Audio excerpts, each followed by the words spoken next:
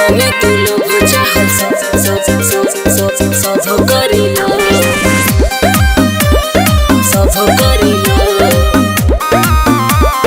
सब करीला।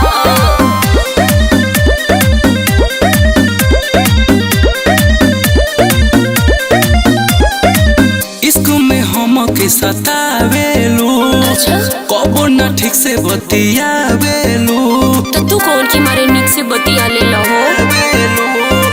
इश्क में हम के सतावेलू कबो न ठीक से बतियावेलू बाते बाते में रुस जालो या हमरा से लड़ेला। कमे तू लोभ चाहल सब करीला हक से ज्यादा तू शौक करेला। कमे तू लोभ चाहल सब करेला हक से ज्यादा तू शौक करेला।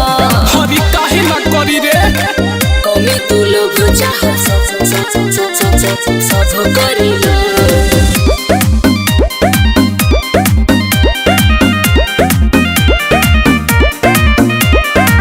प्यार ना जान तू तो हमरा से करेलू लागेला दीदी के देवरे पे मारेलू मतलब विश्वास नहीं खे अरे ना रे चिरी के देखो सीना लिखल तोरे नाम हो झूठो के काहे करो तड़ो बदनाम हो।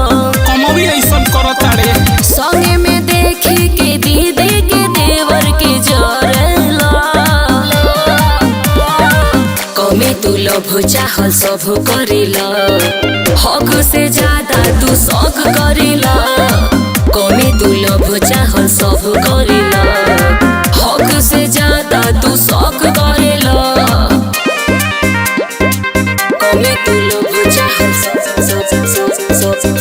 करेला सब करेला सब करेला।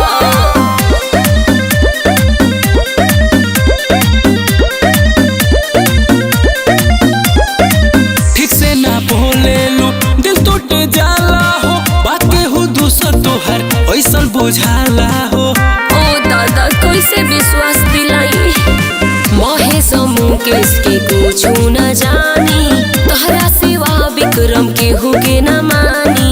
अरे झूठ बोलता रो झूठो के किसान मारी दवा के कहला में पड़ेला। कमे तू लोभ चाहल सब करेला हक से ज्यादा तू शौक करेला। कमे तू लोभ चाहल सब करेला